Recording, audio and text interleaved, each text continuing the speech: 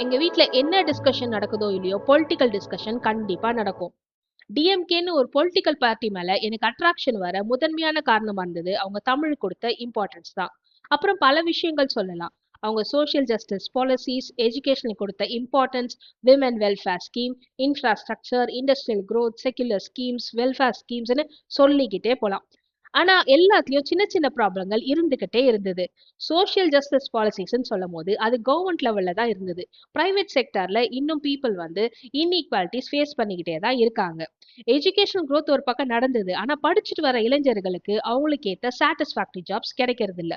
தமிழுக்கு நீங்க இம்பார்ட்டன்ஸ் கொடுத்தீங்க. ஆனா தமிழ் டெவலப்மெண்ட்டுக்கோ, தமிழ் ப்ரமோஷனுக்கோ, தமிழ குளோபல் ஸ்டேஜுக்கு கொண்டு போறதுக்கோ எந்த பாலிசிஸுமே நீங்க கட்டமைக்கல. விமன் வெல்ஃபேர் ஸ்கீம்ஸ்ன்னு நெறைய கொண்டு வந்தீங்க. ஆனாலுமே உங்க கேம்பெயின்ல சொல்ல ₹2000 எல்லா மகளிருக்கும்னு சொல்லிட்டு, அதுல கொண்டு வந்த லிமிட்டேஷன்ஸ் மக்களுக்கு பிடிக்கல.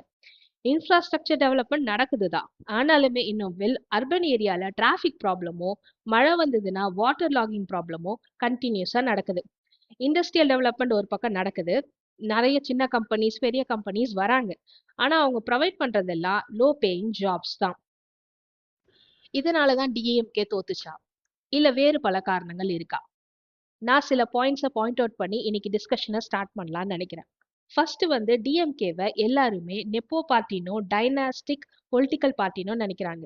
அதாவது அந்த பார்ட்டியில இருக்க எம்பிஸோ, எம்எல்ஏஸோ, அங்க இருக்கிற சிஎம்மோ, அங்க இருக்கிற பார்ட்டி கேடர்ஸோ எல்லாருமே தாம் பசங்கள தான் அவங்களுக்கு கீழ அவங்க பாலிடிக்ஸ்ல கொண்டு வரணும்னு விரும்புறாங்க. அது மக்கள் விரும்பல. மக்களுக்கும் பாலிடிக்ஸ்க்கும் அதனால பெரிய டிஸ்டன்ஸ் ஏற்பட்டுடுச்சு. அடுத்து டிஎம்கேல அதிகமான கரப்ஷனும், ரவுடிசமும், அரகன்ஸும் ரொம்ப இன்க்ரீஸ் ஆயிடுச்சு.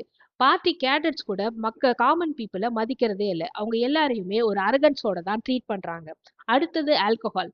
ஆல்கஹால எந்த கவர்மெண்ட்டுமே ஒழுங்கா ஹேண்டில் பண்ணல. ஆனாலும் டிஎம்கேவும் அத வந்து கண்ட்ரோல் கொண்டு வரதுக்கு ஒரு ஸ்டெப்புமே எடுக்கல. அடுத்து எலக்ட்ரிசிட்டி பில். எலக்ட்ரிசிட்டி பில் ஒண்டி அதிகமாகுதுன்னு பார்த்தா, காஸ்ட் ஆஃப் லிவிங்கும் அதிகமாகுது. அதனால ஜனங்கள் வந்து பட்ஜெட்டிங்ல ரொம்பவே கஷ்டப்பட்டாங்க. நெக்ஸ்ட் பாயிண்ட் வந்து drug and crime. Drug and கிரைம வந்து ஆப்போசிஷன் பார்ட்டி ஊதி பெருசா காட்டிட்டாங்க. ஆனாலுமே டிஎம்கே அத ஒழுங்கா ஹேண்டில் பண்ணியிருக்கணும்னு நான் நினைக்கிறேன். அடுத்த பாயிண்ட் வந்து கூட்டணி கட்சிகள். கூட்டணி கட்சிகள்ல ஏற்பட்ட குளறுபாடுகள் நெறைய. அத காமன் பீப்பிளா நாங்க பார்க்கும்போது, உங்க கூட்டணி கட்சிகள் நீங்க ஒற்றுமையா இல்லன்றத தான் காட்டுச்சு. அடுத்து உங்க கேம்பெயின உங்க வெல்ஃபேர் ஸ்கீம்ஸும், செக்யூலர் பாலிசிஸ்குள்ளுமே கட்டமைச்சுட்டீங்க. இது பீப்பிள ரீச்சே பண்ணல. சோஷியல் மீடியா ஹேண்டில்ஸ நீங்க ஒழுங்கா யூஸ் பண்ணவே இல்ல. அங்க மக்களால் கேட்கப்பட்ட கேள்விகளுக்கும், டிவிகே ஆல் கேட்கப்பட்ட கேள்விகளுக்கும் ஒழுங்கா பதில் சொல்லல. டிவிகே கேம்பெயினே உங்களுக்கு எதிரா தான் நடத்துனாங்க. அதுக்கு ஆப்போசிட்டா நீங்க எந்த ஒரு பதிலையும் குடுக்கல. அடுத்து யூத்த வந்து நீங்க ரொம்ப ஒதுக்கிட்டீங்க.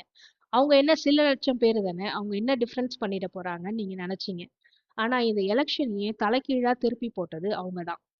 யூத்தால தான் டிவிகே இன்னைக்கு வின் பண்ணியிருக்காங்க.